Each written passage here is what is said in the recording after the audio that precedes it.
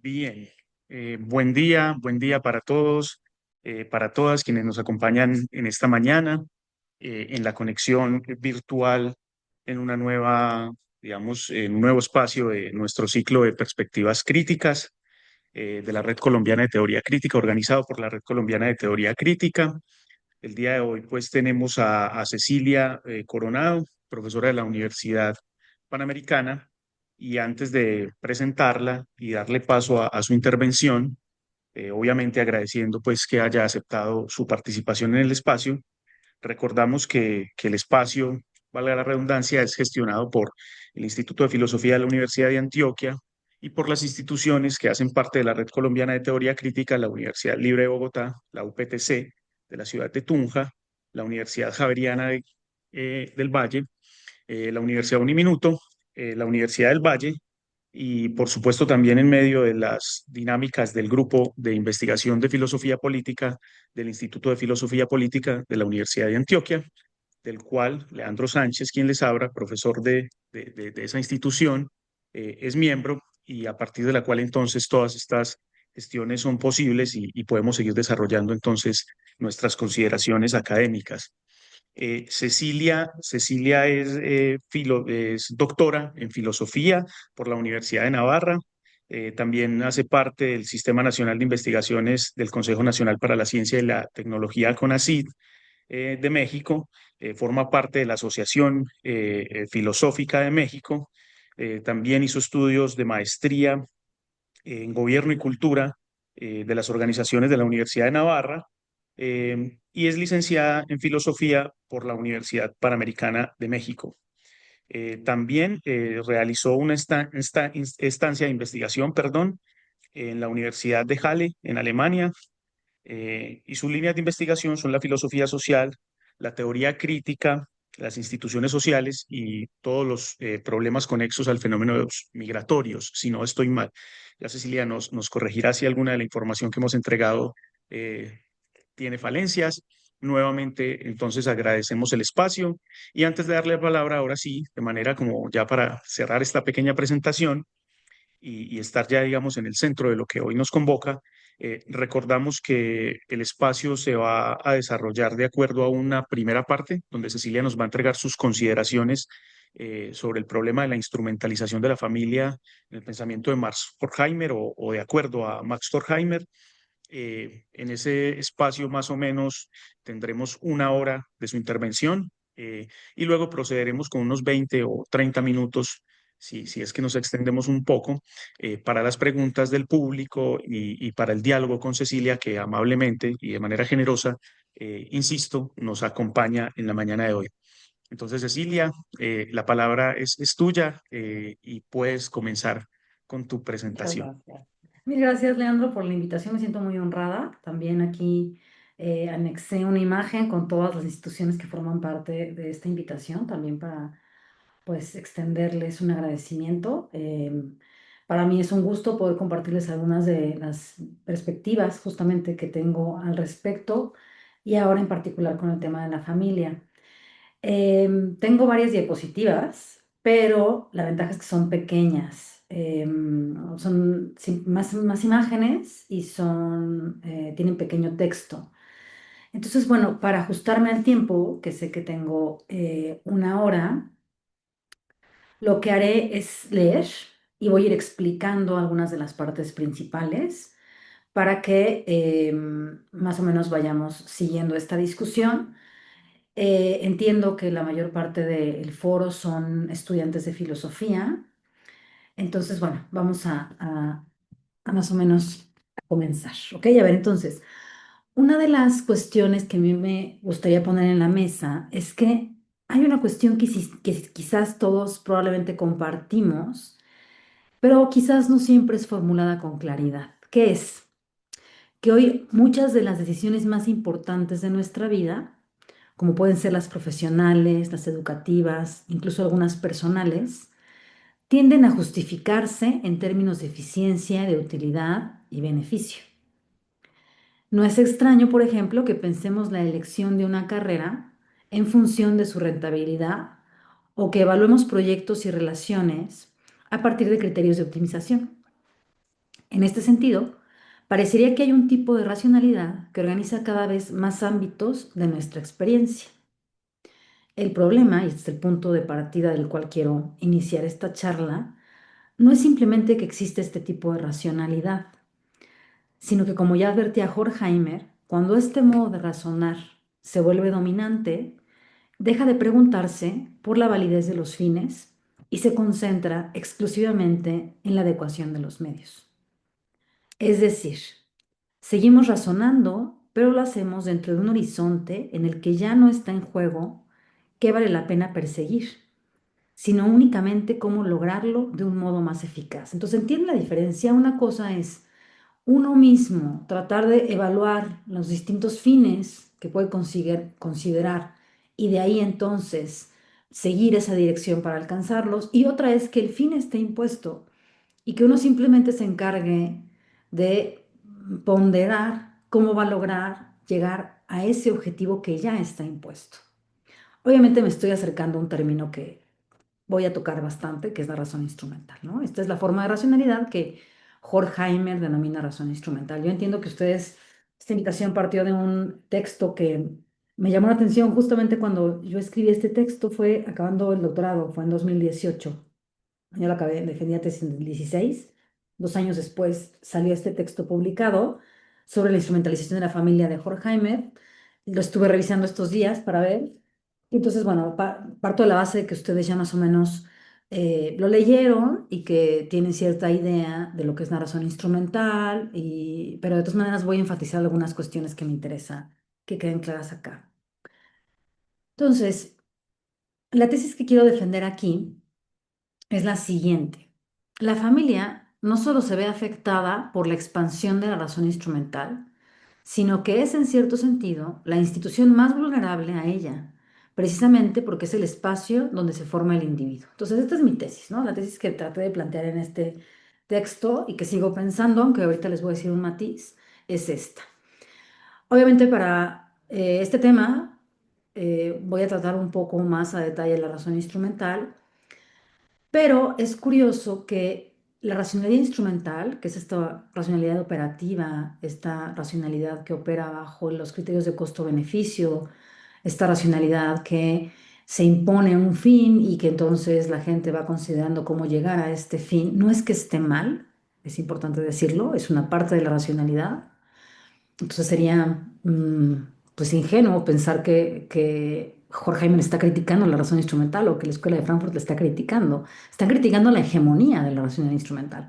Están criticando que entonces esta racionalidad forme parte de cada una de las decisiones del individuo. Pero el problema no es la razón instrumental en sí misma, porque si no usáramos la razón instrumental, entonces también habría varios problemas. Pero es distinto, y esta tesis que quiero defender, es distinta que esta racionalidad instrumental opere en un banco, opere en el mercado, porque claramente es una racionalidad inherente a la formación de esa esfera social, a que esta racionalidad opere en una esfera cuya razón de ser es opuesta a la instrumental. Por eso pienso aquí en el tema de la familia. Ahora, ¿cuál es el matiz que quiero dar? Que no solamente la familia, o sea, puede haber también otras esferas sociales cuya razón de ser no es instrumental. Y entonces, si opera bajo criterios meramente instrumentales, puede dañar incluso la misma esfera social, el desarrollo de la misma esfera social, porque entonces puede descuidar su fin, ¿ok? Puede ser incluso el ámbito universitario, ¿no? Aquí que todos tenemos algo en común aquí es que nos interesa el estudio y también la filosofía, ¿no? Entonces, em, pues un ámbito como, además de la familia, como el universitario, en donde permeen criterios instrumentales, que aquí no me dejan de mentir, ahora pondré algunos ejemplos, ¿no? Pues puede ser grave para ese desarrollo de la institución porque su finalidad es opuesta a la instrumental. Entonces ya ven hacia dónde estoy llegando, ¿no? Entonces, es la tesis que quiero defender. Entonces, la pregunta en realidad es esta. ¿Qué ocurre cuando una institución cuya función no es instrumental comienza a regirse por criterios instrumentales? Ahora bien, no quiere decir que entonces no haya problemas en la esfera mercantil, en la esfera económica, en la esfera política, dado que su constitución no es originariamente instrumental. Claro que puede ser dañada porque nuevamente el problema es la hegemonía de esta racionalidad instrumental. Entonces, en la medida en la que este instrumental tenga un predominio absoluto, es cuando hay inconvenientes. Aquí recordando un poco a Habermas, ¿no? Que recordemos que ahora, pues, con su muerte también hemos estado como muy ávidos en revivir sus textos. Él hablaba mucho de la diferencia entre el mundo de vida y el sistema. Entonces, uno de los problemas que plantea es que al momento en el que se pone por encima el sistema que el mundo de la vida, que el mundo de la vida, es cuando se dan los problemas principales, ¿no? Entonces, para poder responder a esta pregunta, es necesario precisar brevemente qué entiende Horkheimer por razón instrumental. Aquí intentaré ser muy sintética, dado que entiendo que más o menos tiene una base a partir de la cual entienden la razón instrumental por sus estudios en filosofía y además porque entiendo que vienen con el texto que me convoca leído, ¿no? Pero sí me gustaría decir algunas cosas. Entonces, a ver, este libro muy famoso, ¿no? Aquí lo tengo, ¿no?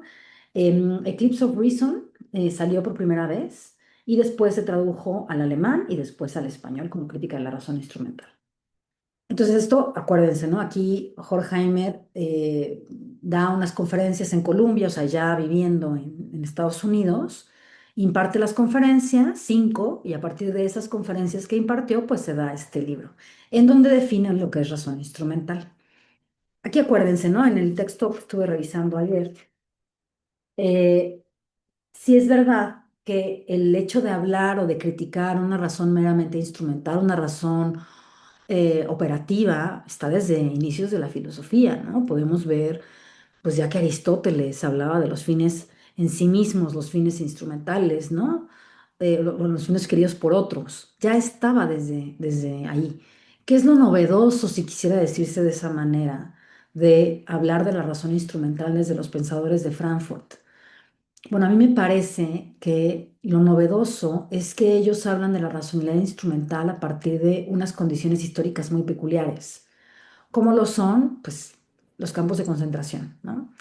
La Alemania nazi. Entonces, aquí nada más un breve comentario, ¿no? Recuerden que aquí, pues, este Instituto de Investigación Social, que fue lo que después se conocerá como Escuela de Frankfurt, nació, pues, justamente con la idea de poder hacer frente a las condiciones de injusticia que habían en la época, comenzó siendo un centro marxista fundamentalmente. De hecho, no sé si ustedes sepan esto, pero le decían los alumnos el café de Marx, ¿no? A la Escuela de Frankfurt, bueno, el Instituto de Investigación Social. Después fue cuando llegó Hitler, tal, y una de las cuestiones muy, digo, que forman parte de esta historia de la Escuela de Frankfurt es que esta herida que tienen, ¿no? Que, bueno, pues son exiliados, claramente son exiliados cuando llega Hitler, unos logran escapar, unos no, como el caso de Benjamin. Y lo curioso aquí es que donde acaban alojándose es en Estados Unidos, ¿no? Uno dirá, bueno, como si estos autores venían de una crítica muy fuerte al capitalismo, ¿no? Venían de un intento por recuperar algunas tesis de Marx. Se dan cuenta que el problema no es solamente el capitalismo, ojo, no es que no lo sea, sí lo es, pero también otras formas de organización política. El problema es más grande, más profundo que una forma determinada de organización política. El problema es el uso indiscriminado de la razón instrumental.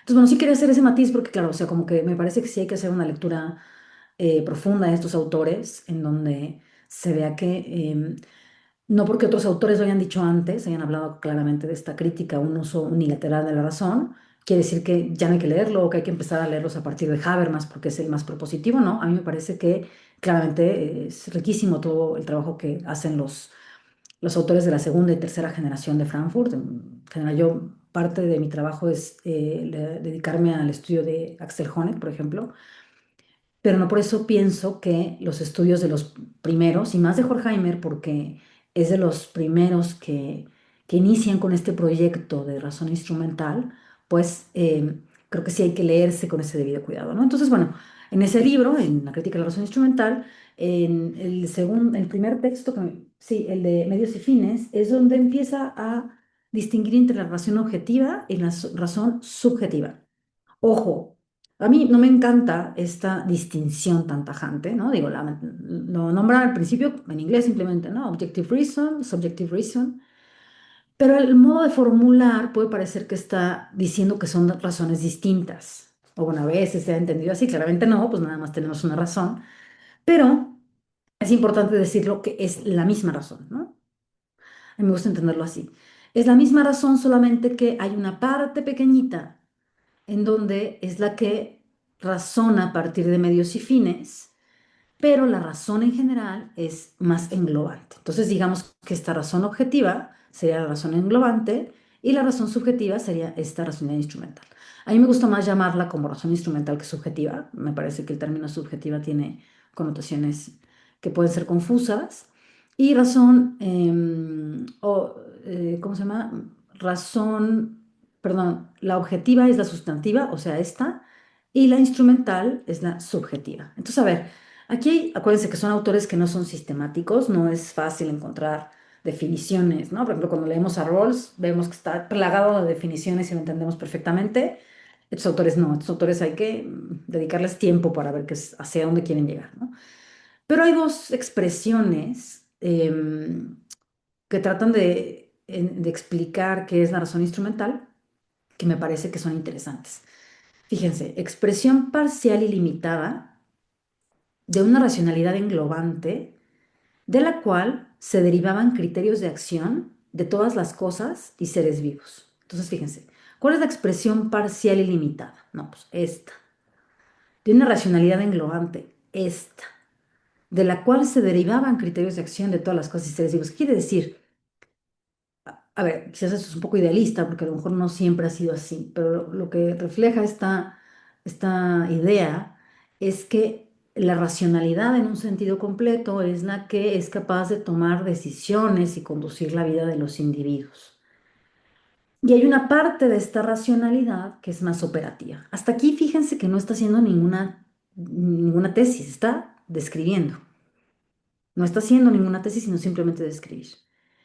Otra manera, quizás más sencilla de describirlo es esta: capacidad de la que nos servimos para calcular los medios más eficientes o eficaces para los fines dados. Bien interesante, ¿no? Fines dados. Entonces aquí es curioso, piensen cada uno de ustedes en una decisión que tengan que tomar importante, ¿no? Dependiendo del punto en la vida en el que estén, ¿no? Ya sea que van a decidir qué estudiar, ya sea que van a decidir qué doctorado hacer, ya sea que van a decidir si se van a casar o no se van a casar, si van, lo que sea, ¿no? Entonces, esta decisión llega. Entonces, una de las cuestiones es que hay criterios instrumentales que pueden ponderarse al momento de tomar esta decisión. Pero ¿qué pasa cuando únicamente en esa decisión preponderan estos fines instrumentales? Que entonces esta decisión va a quedar reducida simplemente a este ámbito. Entonces, la crítica de Horkheimer y de Adorno también va a ser no a que exista la racionalidad instrumental, sino a que cada vez, piénsenlo así, que este medio círculo vaya expandiéndose cada vez más, de modo que entonces quede un poco asfixiada esta racionalidad englobante. O si alguien está más familiarizado con Habermas, ¿no? Esto que les decía de el sistema y el mundo de la vida. Pues podría ser que este es el sistema y este es el mundo de la vida. El mundo de la vida, donde está la espontaneidad, donde están las relaciones interpersonales, donde está la esfera de la comunicación, pero claro, eso tiene que tener una cierta guía para poder funcionar de una manera, pues digamos, organizada. Eso está muy bien, que esta vida más libre, pues se organice mediante ciertos registros para que esto pueda conducirse de una buena manera. Eso está muy bien. Pero entonces, ¿qué es lo importante aquí? Que la esfera vital sea la que tiene el protagonismo y que el sistema simplemente ayude, esté por debajo, esté ayudando a que esta esfera pueda mantenerse. El colapso moderno del que habla Habermas es que entonces se invierte y parece que el sistema es el que domina y entonces el mundo de la vida queda aplastado, ¿no? Lo que también en algún punto dirá Max Weber. Entonces aquí nada más también quisiera, esto de razón instrumental, aquí me parece que esta imagen muestra bien, ¿no? O sea, como una manera en la que podemos entender la razón instrumental es como ciertos engranajes, ¿no? Cómo diseñar O sea, como que la decisión parece que entonces puede verse a partir de cómo acomodo el engrane y cómo voy haciendo para que funcione. Está muy bien, pero entonces, si este modo de pensamiento lo aplico a cualquier criterio de mi vida, ya sea familiar, ya sea profesional, entonces eso puede generar que mi visión del mundo quede reducida y que al final haya en un futuro efectos colaterales que quizás no son previstos, ¿no? Eso pasa mucho también en el ámbito de la familia, que eso lo voy a ver a continuación. Entonces, antes de pasar a una precisión de Horkheimer, quisiera nada más decir brevemente una cuestión acerca de Max Weber. Entonces, Weber, como saben, es un autor anterior a Escuela de Frankfurt, nace en 1864. A mí me gusta mucho esta influencia porque, y también se ve en el paper que leyeron, me parece interesante porque sí es una influencia bastante importante en la Escuela de Frankfurt, es también una de las tesis que defiendo, sobre todo en el diagnóstico que hace. Entonces, nada más, ¿no? Como un paréntesis para que también se vea como de dónde vienen estos autores, qué es lo que están pensando, ¿no? Entonces, Max Weber lo que hace es hacer una tipología de la acción y una tipología de la dominación. No voy a entrar en detalle en eso porque mi conferencia en este punto no es de Weber, pero sí quiero decir una cosa. Digamos, Max Weber como buen autor, digamos, interdisciplinar, historiador, filósofo, sociólogo, etcétera, lo que quiere es comprender por qué el modo de vida de las sociedades se va volviendo cada vez más operacional. Justo tiene esta inquietud que después se heredarán los miembros de la Escuela de Frankfurt, ¿no? Bueno, que también tienen, pero que ven bien cómo lo trabajaron tanto Marx como Weber, ¿no? Entonces, aquí, en el desarrollo de este mundo, imagínense, ¿no? En su época, de ahorita llegaron Horkheimer y Weber dirían, ¿qué es esto, no? Pero en su momento estaban viendo que ya había una operacionalidad que quizás no era tan productiva, ¿no? Esta imagen de Weber que habla de la jaula de hierro. ¿Cómo llegamos a un punto aquí en nosotros siendo eh, pues ya, ¿no? Hombres modernos, hombres ilustrados, hombres que hacemos uso de nuestra razón para poder conducirnos por nuestra vida, que hace que al final, en el mundo laboral, parezca que en realidad estamos enjaulados y que entonces las decisiones no las tomamos nosotros, sino que las toma un sistema, ¿no? Entonces, esa imagen, ¿no? Piensen en literal hombres encerrados en una jaula de hierro creada por ellos mismos. Entonces, lo que Weber dice es que hemos creado las condiciones sociales para que las decisiones sean cada vez menos libres, pero tengan apariencia de libertad. Entonces, por eso en sus tipologías de la acción, en acción racional con arreglo a fines y valores, lo que distingue entre ellas dos es que una cosa es actuar por un fin determinado y otra cosa es actuar por un valor. El problema de la modernidad es que hay una fusión de estos dos y que parece que entonces un fin impuesto por la sociedad operativo funcional ya lo adopto como propio y ya lo pienso como que es algo que tengo que realizar. ¿Por qué hago esta acotación? Porque en la familia es bien peligroso que esto ocurra. Es peligroso que entonces, porque digamos que si la familia entendemos como lo dice en este punto Horkheimer, ¿no? El lugar donde se forma el individuo, el lugar donde entonces puede desplegarse esta libertad, es si nosotros dejamos esto por conducirnos a un tipo de racionalidad operativo, entonces puede ser que nuestros fines personales, digamos que queden diluidos por una aspiración externa y ya no interna, ¿sí? Lo voy a ir explicando con más calma, pero eso es más o menos lo que ellos, lo que Horkheimer ve de problema en la modernidad y cómo después Escuela de Frankfurt lo recoge con estos estudios de familia. Ahora, aquí hay una precisión que hace Horkheimer. Dice, el problema aparece cuando este tipo de racionalidad deja de ser un instrumento entre otros y se convierte en el criterio dominante para orientar toda forma de acción. Ok, entonces esto queda claro, ¿no? Es la hegemonía el problema. Aquí estaba pensando en un ejemplo, el ejemplo que claramente me vino a la mente es Auschwitz. Aquí en México salió hace poquito una película de Nuremberg, no sé si también por allá, interesante. A ver, Adorno, como ha entendido algunas veces este fenómeno de Auschwitz, ¿por qué Auschwitz y no el Holocausto? Porque, bueno, Auschwitz fue de los campos de concentración que tuvieron mayor exterminio, ¿no? Fíjense cómo lo define. Asesinato programado, sistematizado, producto no de la barbarie del hombre, sino de la civilización. O sea, todo el tiempo estamos en esta paradoja, ¿no? En decir, a ver, es que no es un asesinato que se esté dando porque sea un mundo de bárbaros, en donde a lo mejor, pues, no sé, es un poco desorganizado, no tienen, no se les ocurre una mejor manera, es una cosa como poco civilizada, no. O sea, aquí lo interesante y lo macabro es que es un asesinato que es deliberado, o sea, que deliberadamente se quiso hacer. Hay unos libros muy buenos de esto, ¿no? O sea, por ejemplo, a Sigmund Bauman no lo suelo leer mucho porque, pues, lo que leo en él ya lo he leído en la Escuela de Frankfurt, pero hay un texto que de él me gusta mucho que se llama Modernidad y Holocausto. Sobre todo me gusta mucho lo que cita. Y cita a una filósofa que se llama Helen Fine, que se dedica al estudio del genocidio. También a Lash, por ejemplo, en este tema de la mediación de la acción. Entonces, es interesante porque aquí lo que se ve, hay también cita uno muy interesante a Hilberg, ¿no? Que entonces en esta, o sea, para que fuera posible Auschwitz, no nada más los responsables son aquellos que conducían el tren que llevaban al judío al campo de concentración. Era toda esta dinámica, este proceso, esta toma de decisión constante, ¿no? Hilberg decía que detrás de esta atrocidad de las muertes o de la solución final, lo que está aquí es una firma de memorándum, es una llamada, es una aprobación, es un no detenerte. O sea, hasta qué punto esta serie de decisiones hacen que esto se posibilite, ¿no?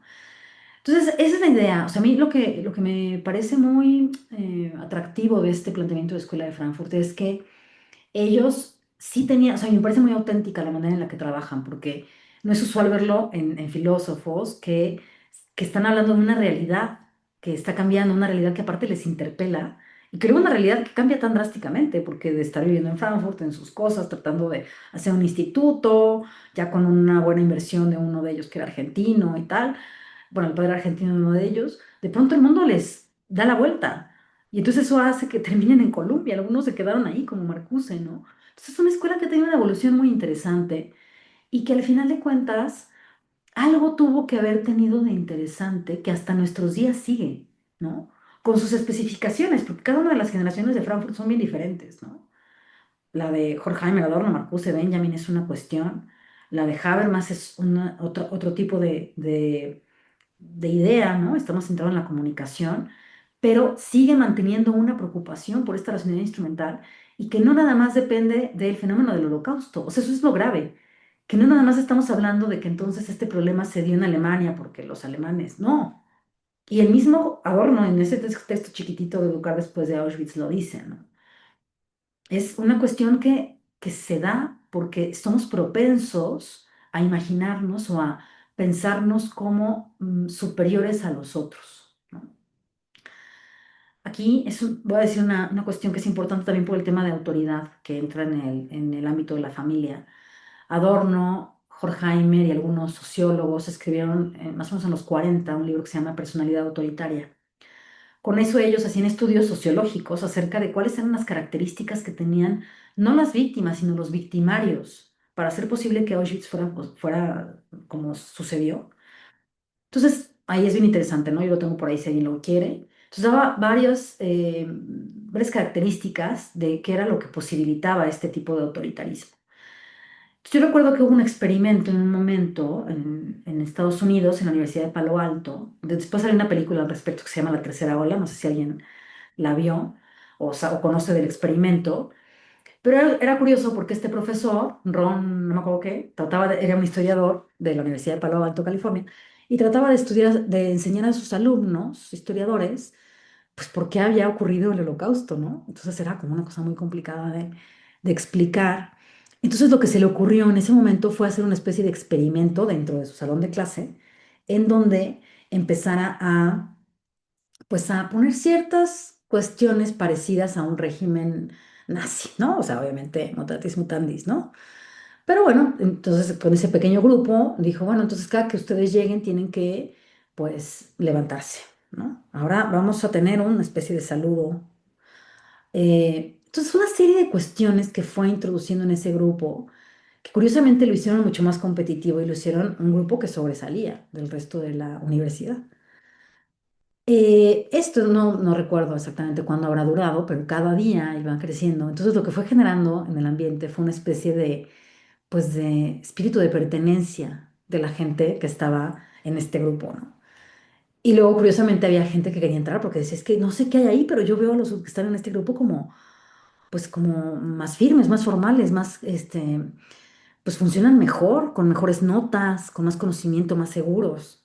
Entonces, querían unirse ahí, pero no, ellos ya sentían que su pertenencia era muy élite y entonces no los querían dejar entrar, ¿no? Evidentemente en la película exageran y creo que uno muere, tal, eso no pasa en la realidad. Ya, pero el profesor vio que se estaba saliendo un poco de control, que ya había unas actitudes un poco extrañas ahí, y lo que hizo fue concluir con una película de Auschwitz y punto, ¿no? ¿Qué digo con este ejemplo? Que en sociedades abiertas, en sociedades relativamente no propensas a este autoritarismo, también puede darse. Entonces, eso es lo inquietante de este planteamiento de los autores de Frankfurt, que este tipo de personalidad autoritaria puede darse si se cumplen ciertas condiciones y también es muy propio de la naturaleza humana y por eso la importancia del memorial y por eso la importancia de recordar lo que sucedió, porque puede ser que vuelva a pasar. Tan es así que el Holocausto, el Auschwitz no fue el primer genocidio y que seguimos experimentando hoy genocidios en diferentes medidas, ¿no? Decía Leandro por ahí que también me dedico a cosas de migración, bueno, pues es un ejemplo, ¿no? Las jaulas llenas de migrantes, tal. Entonces tampoco estamos tan lejanos a esta realidad, tristemente. Ahora, ¿qué tiene la familia? ¿Qué la hace especialmente sensible a este desplazamiento de la razón? Entonces, aquí no se trata de afirmar que estos elementos sean en sí mismos legítimos. El problema es que cuando se convierten en el marco dominante, desplazan otros criterios que no pueden ser traducidos en términos instrumentales. Entonces, a ver, aquí voy a explicar un poco más esta parte, ¿no? Entonces, más o menos ya decía, es que me he estado saltando para que no se me vaya el tiempo, ¿no? Entonces, aquí, ¿qué tiene la familia que la hace especialmente sensible a este desplazamiento de la razón? La respuesta en términos muy generales es que la familia no es simplemente una institución más entre otras, sino que es el espacio donde se forma el individuo. Es el primer ámbito en el que se adquieren criterios de acción, donde se configuran hábitos, donde se aprende de manera muchas veces implícita qué es valioso y qué no.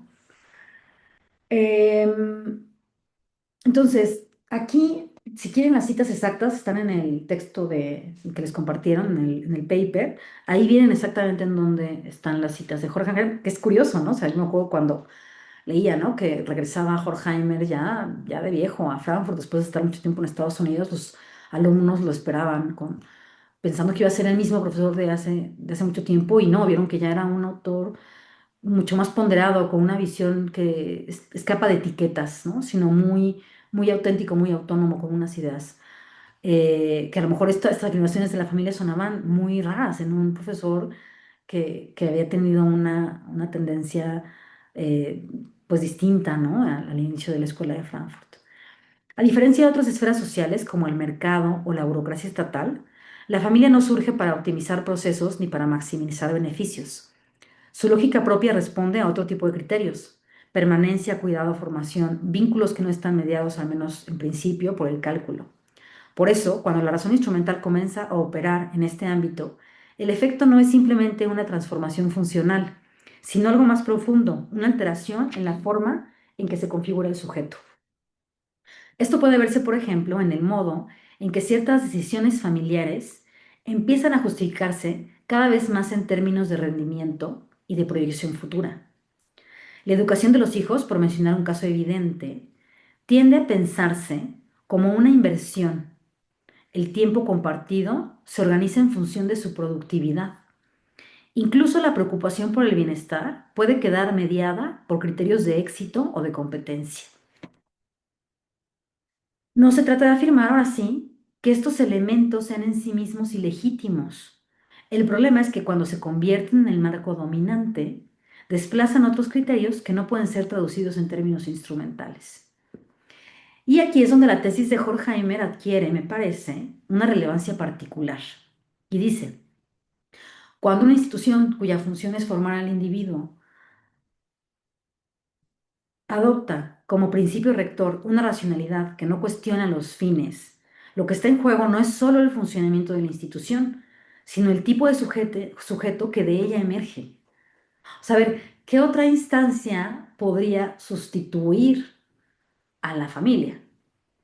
O sea, puede haber algunas otras cosas, ¿no? Claro que puede estar la escuela, puede estar la educación, puede estar el club, puede estar otro tipo de centros, pero que sustituya absolutamente a la familia, pues es difícil verlo.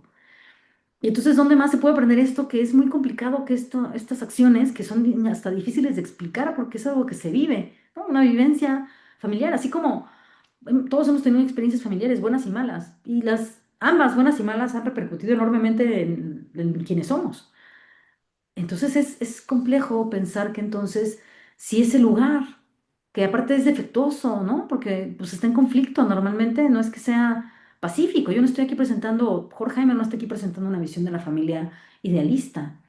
No, porque también acuérdense que los frankfurtianos son así, ¿no? Parten de que la forma en la que podemos, y más Jones, ¿no? Pero la forma en la que podemos encontrar un reconocimiento es también a partir de la superación, la entrada a superación del conflicto, ¿no? Aquí piensen en las relaciones personales que tienen, ¿no? En amigos que pueden decir, estas tres personas son mis amigos, o esta persona en mi familia la considero alguien de fiar. Seguramente para llegar a ese punto ya pasaron por situaciones complicadas, ya hubo alguna situación y la enfrentaron. Entonces, tampoco estamos aquí hablando de que la familia sea entonces el lugar del nicho y tal, no. Incluso también esos problemas que existen y la manera en la que se afrontan, piensen que es un lugar también donde está la intergeneracionalidad, ¿no? Ahí es la forma en la que existe la familia, ¿no? Es la convivencia entre grandes, chicos, medianos, ¿no? Ese es el tema. Entonces, esa capacidad de convivir espontáneamente, tantas generaciones, de tantos niveles, con tanta complejidad, y la forma en la que se pasan esos problemas es algo propio de un ámbito que no, que escapa a una instrumentalización o que debería escapar a una instrumentalización, es lo que dice Horkheimer, ¿no? Entonces, en este sentido, la familia no solo reproduce ciertas dinámicas sociales, sino que puede convertirse en el primer lugar donde el individuo aprende a relacionarse con el mundo bajo una lógica predominantemente instrumental. O sea, también aquí el problema es este, ¿no? Si entonces la lógica bajo la que se rige la familia es instrumental, pues entonces va a ser la manera en la que la gente va a educarse y va a pensar que es la forma en la que tienen que presentarse en la sociedad, ¿no? Y esto nos devuelve de algún modo a la pregunta inicial. ¿Qué ocurre cuando aquello que debería introducirnos en un mundo de fines comienza a operar únicamente en términos de medios? Ahora, para entender mejor en qué consiste esta transformación, conviene detenerse un poco más en cómo opera, de hecho, la razón instrumental dentro de la vida familiar. Fíjense aquí, no se trata de un cambio abrupto ni de una imposición externa claramente identificable. Más bien es un desplazamiento gradual en los criterios con los que se toman decisiones y se organizan las relaciones. Por ejemplo, pensemos en algo que aparentemente cotidiano, ¿no? ¿Cómo educar a los hijos?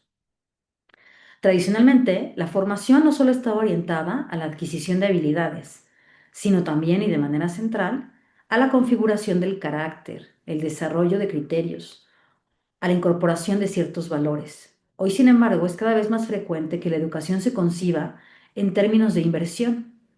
¿Qué habilidades serán más rentables? ¿Qué competencias asegurarán una mejor inserción en el mercado? ¿Qué trayectorias ofrecen mayores garantías de éxito? De nuevo, no hay nada problemático en considerar estos aspectos. El problema aparece cuando este modo de evaluación desplaza otras preguntas.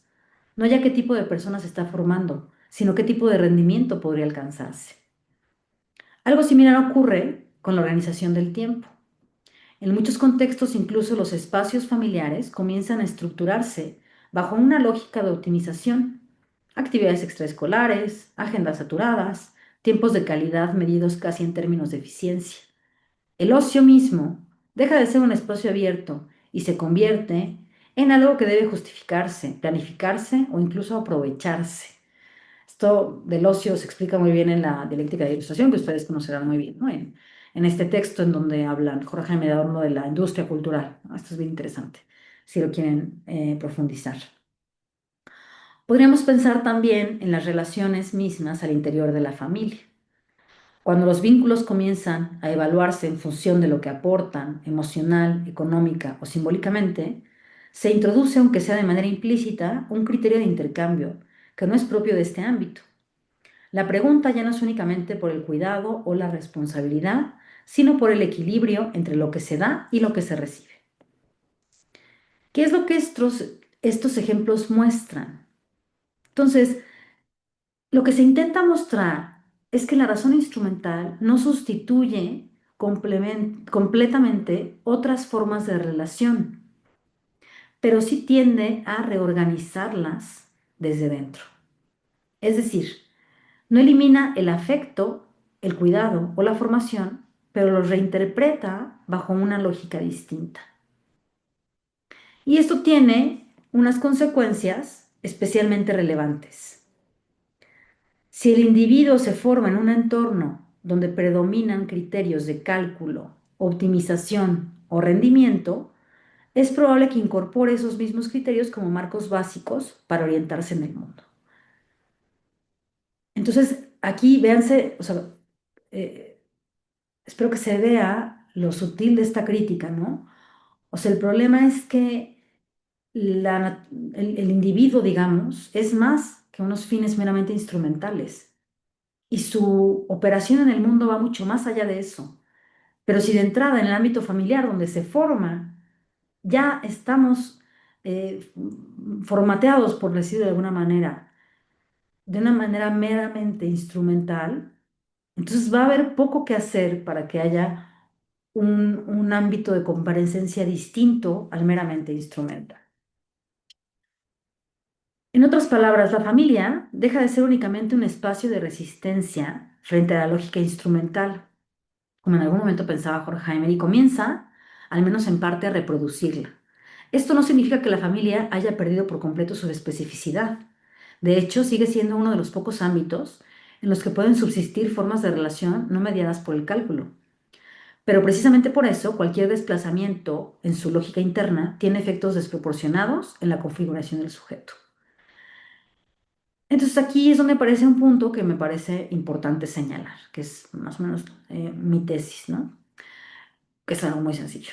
La instrumentalización de la familia no solo transforma la institución, sino que modifica las condiciones mismas bajo las cuales es posible la crítica. Porque si el individuo no ha sido formado en la capacidad de interrogar los fines, si no ha tenido contacto con formas de racionalidad que no se reduzcan al cálculo, entonces la posibilidad de cuestionar el orden existente se ve desde el inicio debilitada. Por eso, algunos intentos de Escuela de Frankfurt por hacer algo con este diagnóstico tan desolador que ven, pero tan cierto, es la educación, ¿no? No han sido pocos los que han nombrado a la educación como un ámbito, o el arte, ¿no? El arte, esos espacios de mayor espontaneidad, es alguna posible salida de esta instrumentalización. Entonces, la crítica en este sentido no desaparece, pero pierde su sentido. Y esto aquí me permite entender un poco la preocupación de Horkheimer. Entonces, no se trata únicamente de denunciar una forma de racionalidad, sino de advertir que cuando éste se extiende a los ámbitos formativos más básicos, compromete la posibilidad misma de pensar de otro modo. Llegados a este punto, me parece importante introducir algunas objeciones que podrían formularse a este planteamiento, no solo para matizarlo, sino también para precisar mejor su alcance. Aquí me voy a adelantar, ¿no? Con posibles objeciones que puedan darse de este planteamiento y pues ponerlas en la mesa por si después se quiere retomar alguna, ¿no? Entonces, una primera objeción que podría darse ante este planteamiento es la siguiente. ¿No hay aquí una cierta idealización de la familia? Es decir, ¿no se está asumiendo implícitamente que la familia ha sido o debería ser un espacio libre de relaciones de poder, de cálculo o incluso de conflicto? Creo que esta objeción sería pertinente. La familia ha sido un ámbito completamente ajeno a dinámicas, perdón, la familia nunca ha sido un ámbito completamente ajeno a dinámicas de dominación, jerarquía o interés. De hecho, el propio Horkheimer, junto con Adorno, muestra cómo en su interior pueden reproducirse estructuras autoritarias, como en el libro que les comentaba de personalidad autoritaria. Sin embargo, el punto no es sostener que la familia haya sido un espacio puro, sino señalar que su lógica propia no se agota en criterios instrumentales, es decir, aun cuando en ella haya habido tensiones, conflictos o incluso formas de cálculo, también ha sido un ámbito en el que operan o pueden operar valores que no son reducibles a la utilidad o beneficio. Fíjense, aquí lo importante es esto último. Incluso cuando en ella haya habido tensiones, conflictos o incluso formas de cálculo, también ha sido un ámbito en el que operan o pueden operar valores que no son reducibles a la utilidad o el beneficio, o pueden operar. O sea, es una esfera en la que, lejos de que si está bien, mal, funciona con criterios autoritarios, no hay problemas, no hay problemas, puede ser una esfera que se permita el operar no con criterios instrumentales y eso está bien. Esa es su razón de ser. Si es más espontánea, si es, piensen en la racionalidad instrumental, pongan ustedes la imagen de racionalidad instrumental que quieran. Bueno, ahora piensen en cómo pueden escapar de eso, qué es lo opuesto a eso. Bueno, quizás eso puede darse en la familia. Eso tan difícil de explicar, eso que no se puede tematizar, pero que hace que el individuo esté en calma, que puedas tomarte un tiempo de relajación, que puedas tener espacios de plática sin que tenga que llegar a un objetivo esa plática, que tenga que estar mediada. Y, bueno, es un lugar en donde puede operar. Hay otras esferas que también obviamente puede pasar, evidentemente, pero en la familia se dan o, debería, o se espera que se den condiciones en donde podría haber una apertura, podría haber una forma pues eso, de conducirse en el mundo sin tanto cálculo. Una segunda objeción podría ser esta que pongo por acá. ¿Acaso no ha habido siempre formas de cálculo en la vida social? ¿Qué tendría específicamente problemáticos presencia en la familia? Pues una cosa muy válida, ¿no?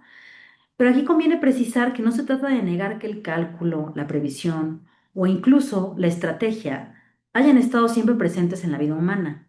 El problema, tal como lo plantea Horkheimer, no es la existencia de la razón instrumental, sino su expansión hasta convertirse en el criterio dominante. En este sentido, la cuestión no es si hay cálculo, sino qué tipo de racionalidad estructura en última instancia las decisiones. Cuando el cálculo deja de ser un recurso y pasa a ser el horizonte desde el cual todo se evalúa, entonces incluso aquello que no debería someterse a esa lógica comienza a reinterpretarse en estos términos. Aquí les voy a poner un ejemplo, y es no del ámbito familiar, para que vaya a otra esfera, pero del ámbito académico, ¿no? O del universitario. Entonces aquí piensen en uno de los recursos que últimamente han sido muy eh,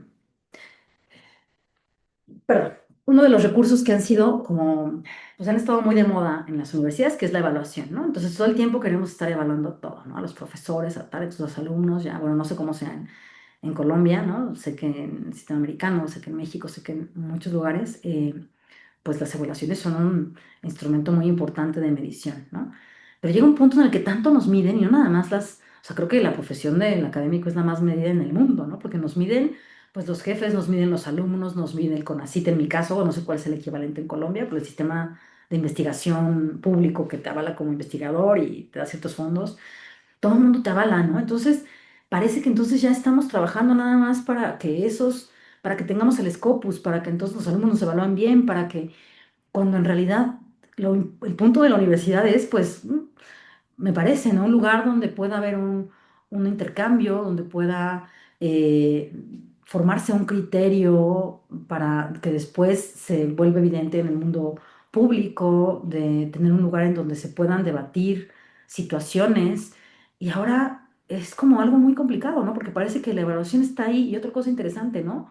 Los safe spaces, ¿no? Tan comunes en Estados Unidos, estos lugares que nosotros, ¿no? Pensando que estamos en un lugar tan libre y que entonces podemos plantear cualquier tipo de cuestión, pues ya está muy de moda este tipo de lugares seguros que se espera que tengan las universidades para que no se hable de temas sensibles. A ver, yo me pregunto, ¿no será eso lo opuesto a lo que se debe hacer en una universidad?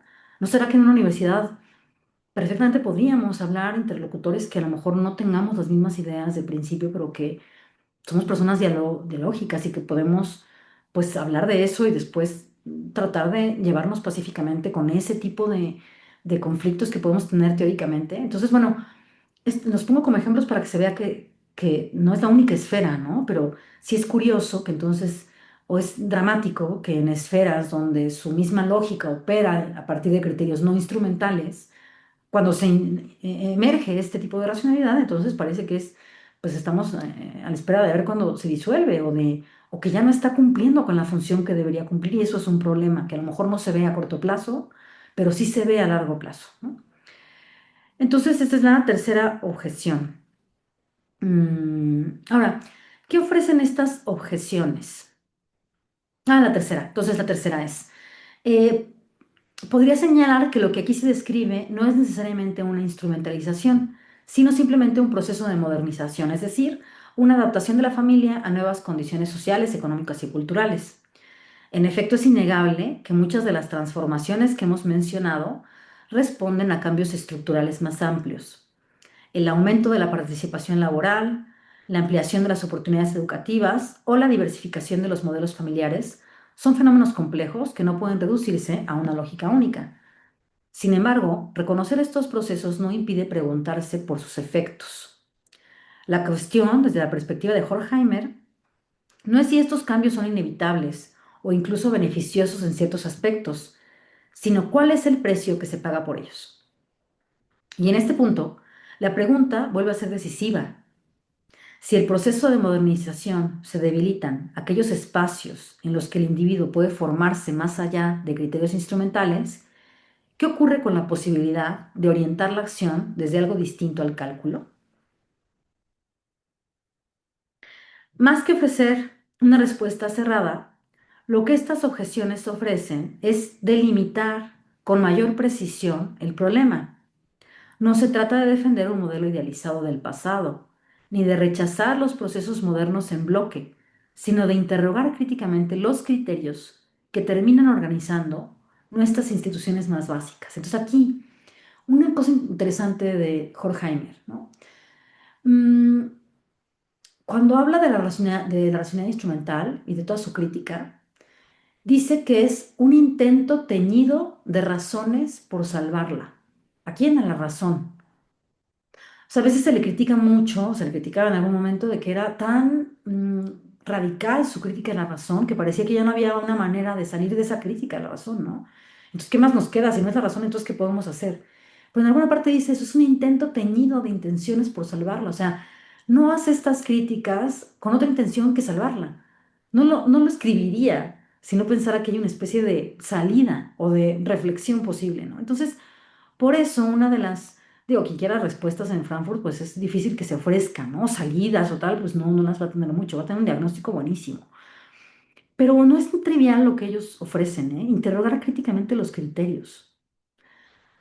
A veces no se critica. Y el problema de la razón instrumental es cuando se da por sentado que así deben ser las cosas, que así deben operarse, que entonces yo no puedo ser libre de elegir un trabajo, porque piensen si somos libres o no de elegir un trabajo. Pues más bien hay que ajustarse a ciertos criterios que ya existen y uno tratar de encajar ahí, porque no hay como mucho ámbito de libertad, ¿no? Entonces, para cerrar, me gustaría retomar la pregunta con la que iniciamos. ¿Qué ocurre cuando una institución cuya función no es instrumental comienza a regirse por criterios instrumentales? A lo largo de la exposición he intentado mostrar que en el caso de la familia, este desplazamiento no es menor. No se trata simplemente de una transformación en su funcionamiento, sino de un cambio en los criterios a partir de los cuales se forma el individuo. Si la familia deja de ser, aunque sea parcialmente, un espacio donde es posible entrar en contacto con fines que no se justifican por su utilidad, como el cuidado, la permanencia o el reconocimiento del otro, entonces la experiencia misma de estos fines se vuelve más difícil de sostener. Y con ello, también se vuelve más difícil algo que para Horkheimer era central: la posibilidad de que el individuo no solo se adapte al mundo, sino que pueda tomar distancia de él y eventualmente cuestionarlo. En este sentido, la cuestión no es únicamente qué tipo de familia tenemos hoy, sino qué tipo de racionalidad estamos aprendiendo a habitar en ella. Y quizás la pregunta más inquietante no sea si la razón instrumental está presente, porque sin duda lo está, sino si todavía contamos con espacios en los que no tenga la última palabra. Y simplemente como para dejar algunas de las citas que a mí me parecen relevantes para poder entender la crítica de Horkheimer, pero con el sentido que en realidad le está queriendo dar desde mi punto de vista es esto. Entonces, a ver, hay una que me gusta mucho, que esta la escribe en la reedición de la teoría crítica, en el sesenta y tantos, ¿no? O sea, porque, a ver, uno de los peligros era, aquí, bueno, lo voy a decir. Entonces, nunca ha ido tan lejos el proceso de extrañamiento de la ley y de la moral como en una sociedad que presuntamente ha consumado la integración de sus conceptos. Esa es una parte que Horkheimer en su prólogo toma de Otto Kirchheimer para explicar cómo no es vano, no es trivial el hecho de seguir preguntándonos por conceptos que quizás ya damos por sentados. Más bien, ojo con dar por sentados ciertos conceptos como cuáles, como justicia, como tolerancia, como mm, legitimidad, ¿no? Todos estos conceptos que quizás aparecen tan preciosos en nuestras constituciones y que parece que entonces, si alguien juzgara nuestra forma de vida política a partir de los documentos que firmamos, dirían, no, bueno, es que esto es maravilloso, pero en realidad no se dan en la práctica. Entonces, ojo con esto, siempre estar con cuidado. Nunca ha ido tan lejos el proceso de extrañamiento de la ley y de la moral como una sociedad que presuntamente ha consumado la integración de esos conceptos. Cuidado, cuando parece que ya los integramos es cuando más necesitamos volver a cuestionarlo. Y por eso estos seminarios son importantes y esto que ustedes hacen, ¿no? De que sea recurrente este diálogo, que inviten a gente a interlocutores de otros lados para hablar de esto. Esto es lo propio de la teoría crítica. Otro que me gusta mucho, que este sí fue el que escribió en la revisión de la teoría crítica, es la aplicación irreflexiva y dogmática de la teoría crítica a la praxis dentro de una racionalidad histórica transformada, solo podría acelerar el proceso que debiera denunciar. Aquí lo que está tratando de cuidar es que esta crítica que hace no se aplique indiscriminadamente en cada contexto determinado, porque cada contexto tiene su peculiaridad.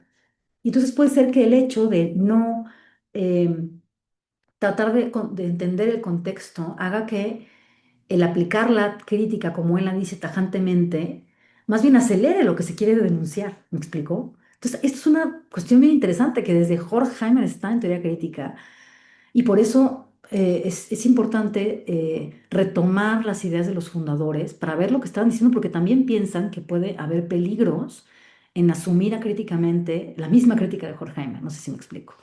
Y finalmente, esto que me interesa bastante, porque a veces parece que entonces lo que hace Jorge Jaime es una especie de, pues, añoranza, ¿no? Que está añorando un pasado. Bueno, pues esto no sería tan así porque nunca ha habido un pasado que haya sido perfecto, ¿no? Nunca hemos tenido un momento en donde funcionáramos perfecto y que la familia fuera idílica y que la razón instrumental no dominara y que, no, a ver, siempre ha habido complicaciones en la historia, pero también seguimos cargando y arrastrando con problemas. Y también una cosa importante, a pesar de toda la sofisticación técnica que tenemos, una realidad es que algunos problemas van siendo más grandes cada vez, ¿no? Hablando de cambio climático, hablando de pobreza, esos índices no mejoran, ¿no? Sí, te podrán decir los economistas, ¿no? Pues estamos mejor que en no sé qué siglo, sí puede ser, pero en calidad de vida, en las tasas de depresión, en las tasas de suicidio, vamos mejor. Entonces, ese es el punto que quieren decir. Entonces, la pregunta fundamental no es por las extralimitaciones de las fuerzas técnicas de la producción, sino por si la tecnología puede ser controlada por el propio hombre. Entonces aquí el problema no es la técnica en sí misma, para nada, porque aparte sería un poco ingenuo, ¿no? O sea, evidentemente la manera en la que va a evolucionar la sociedad, pues está a partir de también un perfeccionamiento técnico manipulando la naturaleza. O sea, sería difícil pensar que la humanidad se hubiera construido de un modo distinto. Entonces el problema no es la técnica, está quien la usa, ¿no? Y aquí, bueno, ni siquiera tenía en el panorama la inteligencia artificial. Ahora sería interesante ver qué diría en este momento, ¿no? Pero tampoco quizás sería demasiado distinto, porque el problema no es la IA, me parece que eso podríamos decir, sino el problema podría ser el uso que se le da, ¿no? O quién la está usando y para qué se está usando. Entonces, ojalá que la técnica no nada más se utilice otra vez para un mero perfeccionamiento tecnológico, operacional, perfecto operativamente, sino que también para mejorar algunas situaciones humanas que apremian y que pues necesitamos hacer frente y más que nada los filósofos, me parece, incidiendo en distintas áreas. Entonces, bueno, son citas tengo por ahí un handout también que les puedo dar si ustedes quisieran, que me parece interesante. Entonces, bueno, con esto concluyo. Muchas gracias por su atención y bueno, ahí tienen mi correo también donde me pueden pues hacer cualquier pregunta y yo encantada de también seguir con el diálogo, compartirles algún texto que les interese y pues muchas gracias, Leandro, muchas gracias a los demás. Bien, Cecilia, muchas gracias por tu presentación, eh, estrictamente ilustrativa, muy amplia, digamos que revisa muy bien el problema que nos ofrecías desde el principio. Y bueno, tendremos un espacio en lo que sigue para preguntas, inquietudes de nuestro público asistente para que dialoguemos un momento entonces con Cecilia, aprovechemos su presencia. Veo que ya tenemos por aquí a Karen. Lo que vamos a hacer entonces es recoger algunas inquietudes, algunas preguntas. Ujú. En principio, después un espacio para Cecilia. Y si tenemos un segundo momento para nuevas preguntas, pues así lo plantearemos. Entonces empecemos de pronto con la impresión de Karen, con las inquietudes de Karen, mientras alguien más se va animando. Va. Karen, Muy bien, ¿me escucha? Sí. Ok. Vale, muchas gracias, Cecilia, por la presentación. Me ha parecido un planteamiento muy interesante e innovador. Em, esta idea de poner el foco de la reflexión sobre la familia, la idea de la racionalidad instrumental.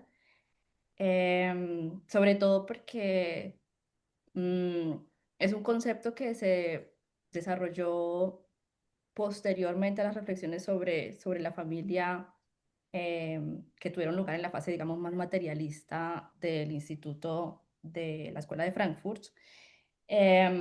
Entonces, lo que me parece innovador, pero también un poco me inquieta, y por eso quería preguntarte, es, mm, es sobre la forma del planteamiento. Es decir, la racionalidad instrumental, la razón instrumental y la razón sustantiva y la razón instrumental aparecen en el planteamiento como una tendencia de los sujetos, no tanto relacionado con el orden social, socioeconómico, y que esta tendencia de los sujetos entra a invadir estas esferas que están pensadas o que deberían, digamos, normativamente estar orientadas por otras lógicas. Mi pregunta es entonces, mm, si de todas maneras se puede hablar de algún rol, alguna influencia del modelo socioeconómico de intercambio en cómo se vive la lógica de racionalidad que estás presentando dentro de la familia. Es decir, si va un poco más allá de una tendencia de los sujetos o si lo entiendes también como influenciado por el orden socioeconómico y una forma de subjetivación que sucede allí dentro de la familia. vale, gracias, Karen. Recogemos un par más, Cecilia, y luego te damos el espacio. Por aquí tenemos entonces a Sergio. Sergio, tienes la palabra.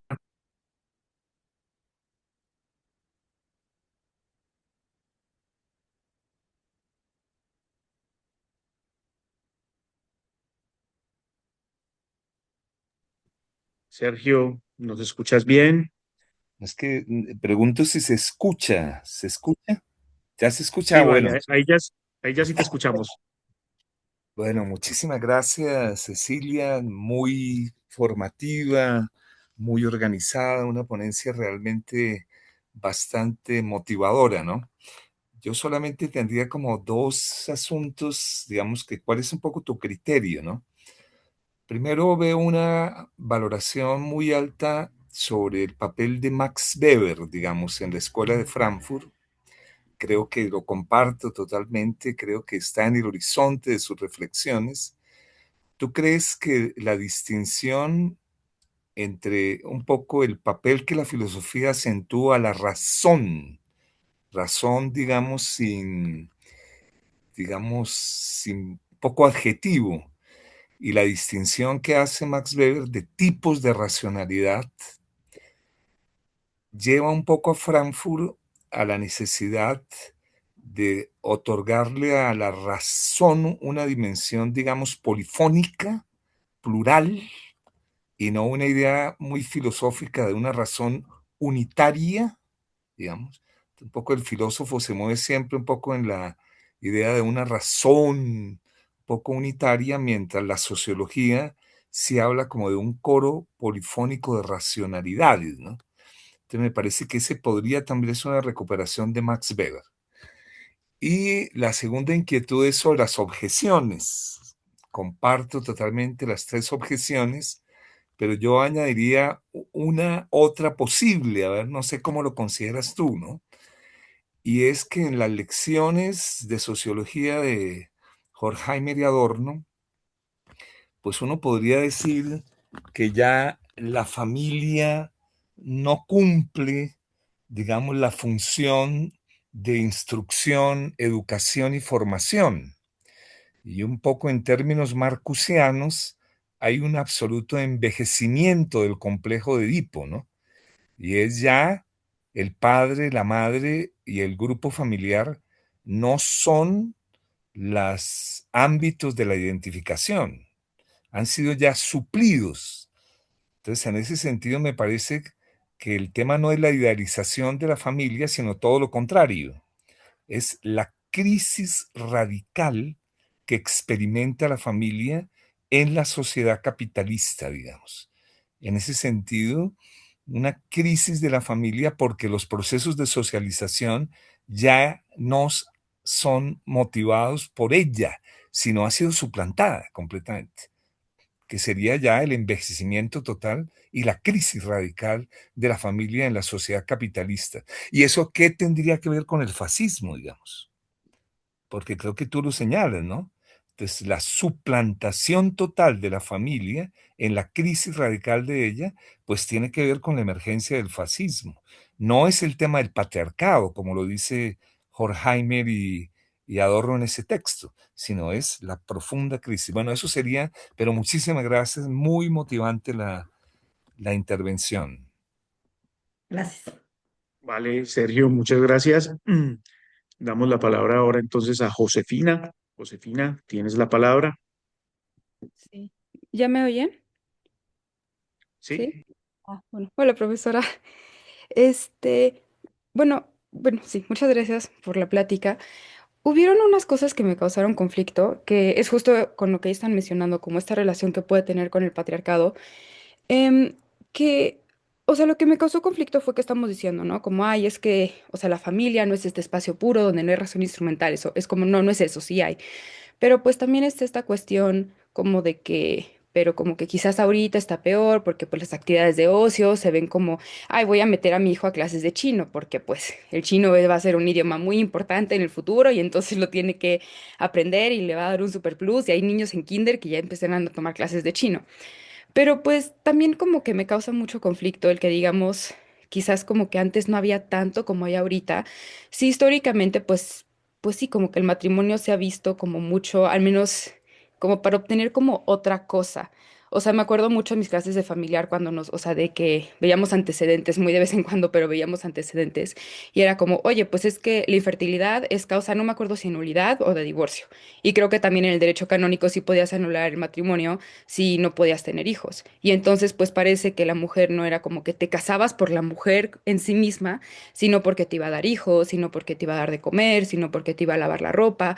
Y en ese sentido pues creo que el matrimonio si no es como así por su propia naturaleza, pues históricamente sí se vio como algo para que pues pudieras obtener otra cosa, ¿no? O sea, ahorita ya en la actualidad, pues el matrimonio, pues creo que ya de manera generalizada no ha funcionado así. Y pues también, o sea, ya se ve mucho más esto de que no, pues es que esto de que ella sé cocinar, pues no, eso no significa que ella me pueda casar. O sea, voy a aprender a cocinar porque es una habilidad básica de vida. O no, pues es que mi pareja también tiene que saber lavar la ropa porque es una habilidad básica de vida. O sea, yo no soy quien como para arreglarle todo eso. Pero pues sí parece que, al menos desde mi punto de vista, históricamente la mujer sí se ha visto como pues más como un medio, o sea, en una relación como muy tradicional, como de matrimonio y de familia, como este medio para criar bien a mis hijos. Y yo lo he escuchado mucho también actualmente que las personas dicen como, ay, ¿cómo sabes que esta persona es como la ideal? Es como, ay, porque esta sería la mujer con la que, o sea, como la perfecta madre. O sea, como esa sería una mujer ideal para criar niños, no como porque ella es genial en sí misma. Entonces, o sea, no sé si, por ejemplo, todo este comentario que se puede hacer de la crítica instrumental o sea, dentro de la familia haya tenido algún impacto en el feminismo o si estos mismos autores hayan dicho algo al respecto o si, o cómo funciona esto. No sé si haya sido algo que hayan atendido. E incluso si, o sea, ahorita ya como pensando en los autores que hemos estado viendo en clases, si no hay, o sea, sí, si no hay como una relación más en general de Escuela de Frankfurt con feminismo, o ellos ya se enfocan más como en la parte política, digamos, externa y totalitarismos y fascismos, etcétera. Y ya, eso es todo. Muchas gracias. Gracias. Vale, Josefina, muchas gracias por tu pregunta. Tenemos unas más. Santiago Cano, tienes la palabra. Hola, buenos días. ¿Me escuchan? Sí, Bueno, pues primero pues decir que me pareció pues como muy enriquecedora toda la ponencia. Me parece pues que el tema se trató súper específico y súper claro. Y no, es nada más pues como dos preguntitas que tengo que tienen que ver pues más bien como con este tema y es que pues en cuanto a la razón instrumental pues entiendo que pues la cuestión es que se razona, em, pero en cuanto a la cuestión de que vale pues en cuanto a cómo son más efectivos los medios y se ve más eso y no como el fin en sí mismo, entonces creo que también pues una de estas cuestiones pues que se basa en esto es que em, un agente externo, en este caso pues la sociedad en sí, puede decirle a las familias de alguna forma cómo es que deben de buscar una vida más eficaz o en este caso pues más feliz socialmente pues se piense. Y la otra pregunta que sería es que pues dado que pues Horkheimer pues dice como que esto de que em, cuando una institución que su función es formar al individuo adopta como principio rector una racionalidad, pues entiendo también que esto causa como un problema porque pues se convierte, como decías tú, pues como en un criterio dominante y en dado caso, dado que somos pues como propensos a que precisamente en este caso pues de lo que se habla en este funcionamiento, a nosotros nos dicen como que tenemos que hacer algo y pues si nos lo dicen desde pequeños, digámoslo así, pues vamos a pensar toda la vida de que esto es así, pues y como que no lo vamos a cuestionar. Entonces me parece que también pues como este sentimiento generaría como, digámoslo así, un sentimiento de pertenencia que haría que precisamente esto se refuerce. No sé qué tan acertado esté. Vale, gracias, Santiago. Tenemos un par más. Cecilia, vamos a dar la palabra a José. José, ¿tienes la palabra?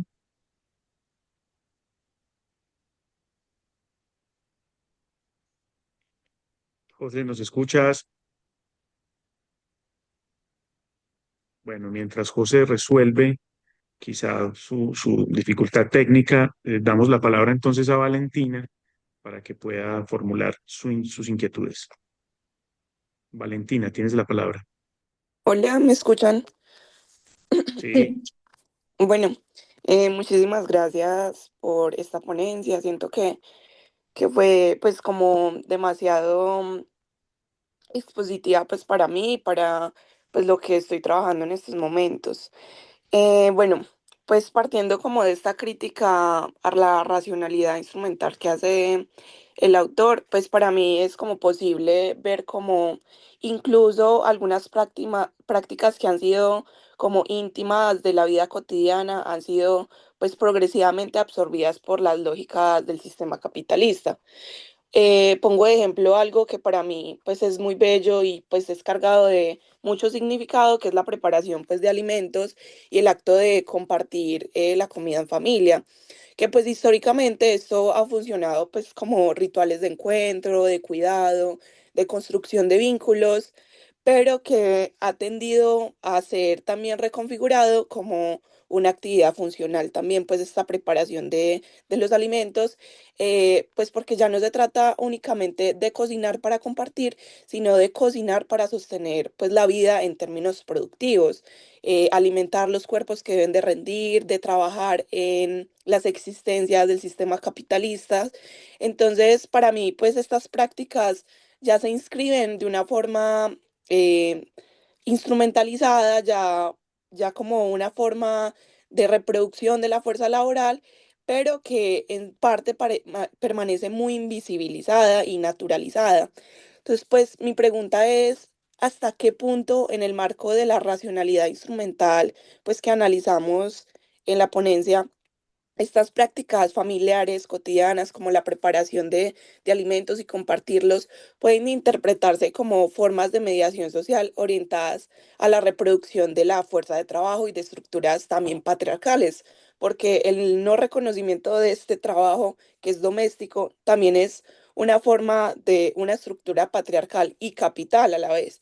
Entonces, pues sí, cómo esto opera en la instrumentalización que funciona para el orden social vigente. Esa sería pues mi pregunta. Muchas gracias. Gracias, Valentina. Cecilia, te propongo una última inquietud. Tenemos a, bueno, se nos escapa. Bueno, teníamos una más. Silvio creo que tenía una más. Silvio, tienes la palabra.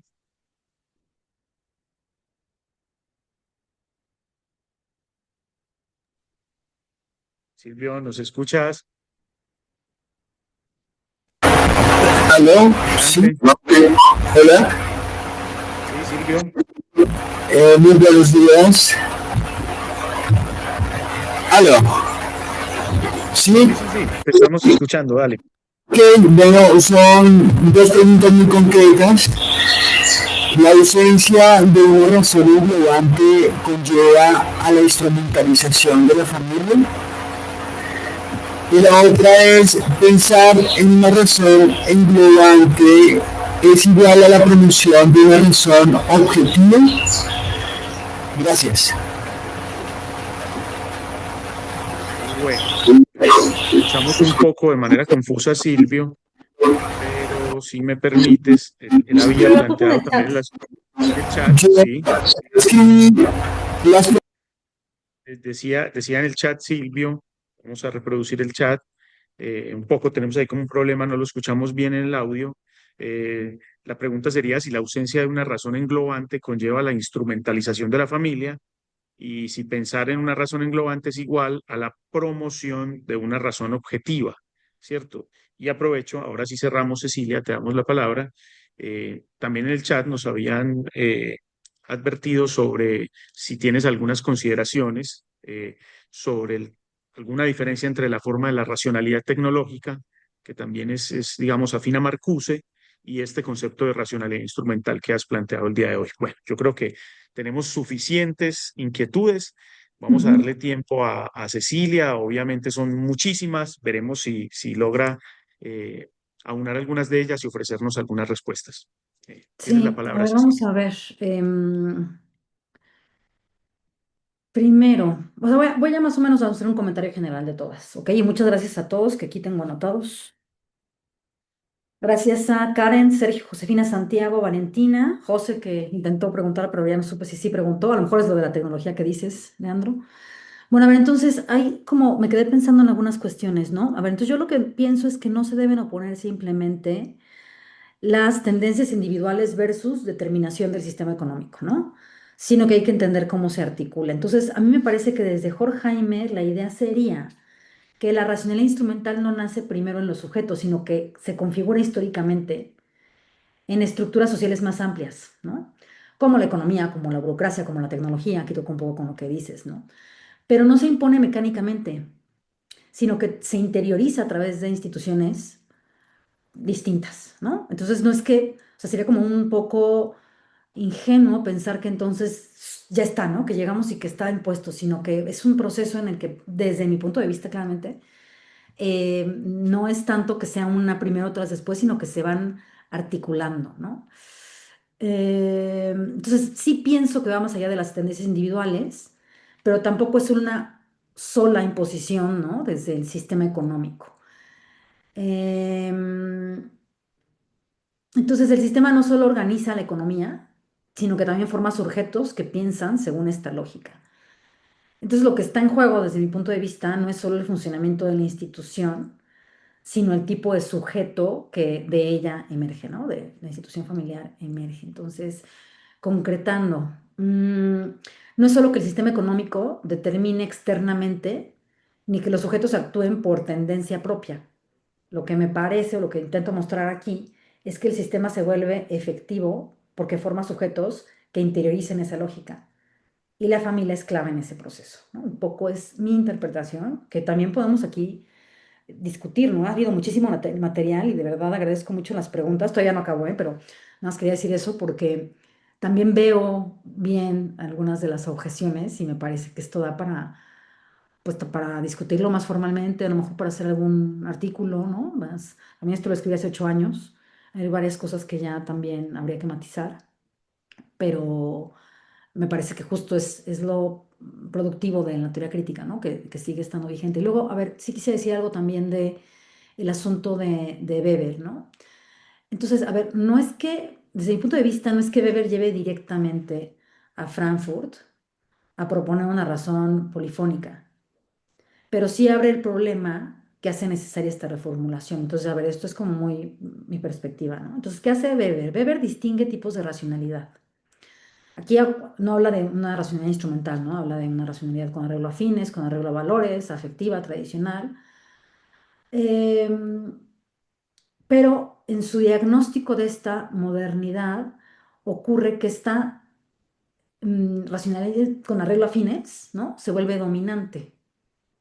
Entonces, esto no elimina las otras dos formas, pero sí las subordina o debilita. Entonces, de estas dos, o sea, como que lo que hay varias interpretaciones de estas tipologías sociales, ¿no?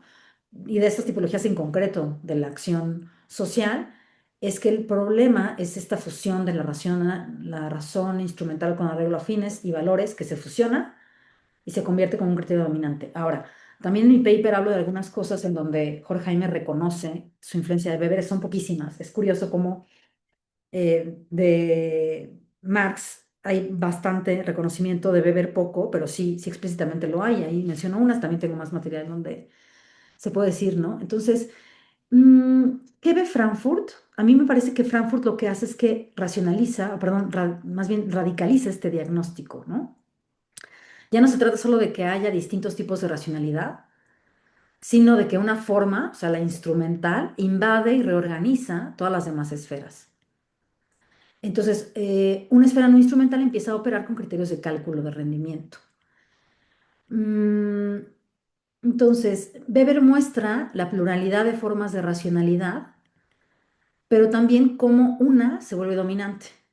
Y la Escuela de Frankfurt retoma este diagnóstico para criticar esta hegemonía y abrir la necesidad de una racionalidad que no se reduzca al cálculo, aunque ellos no la llamen así, ¿no? Es lo que yo podría decir. También de aquí, pues también tengo algunos textos que explican esta conexión, tampoco sin querer forzarla además. También en el paper hablo de alguna relación y veo y también explico por qué no hay que sobredimensionarla, ¿no? Pero me parece que sería interesante. Después, un poco acerca de...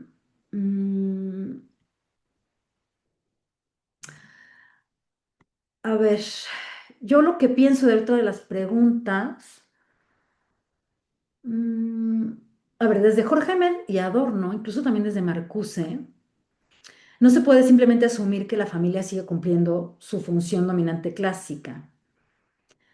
Yo pienso que hay una crisis de la familia en el capitalismo avanzado y que estos procesos de socialización se van desplazando hacia otros ámbitos, otras esferas como la escuela, la industria cultural, el mercado, ¿no? Y aquí no es que la familia deje de ser relevante, sino que se debilita como espacio de formación no instrumental. Entonces, esta tesis no idealiza a la familia, más bien señala que su crisis pierde, o sea, que sí, que en su crisis pierde su capacidad de ofrecer formas de racionalidad distintas al cálculo, y esto refuerza el problema. Es decir, la instrumentalización de la familia no implica que funcione bien como institución, sino que incluso en su crisis sigue siendo un espacio donde se forma el sujeto, pero ahora bajo condiciones más empobrecidas o más heterónomas, ¿no?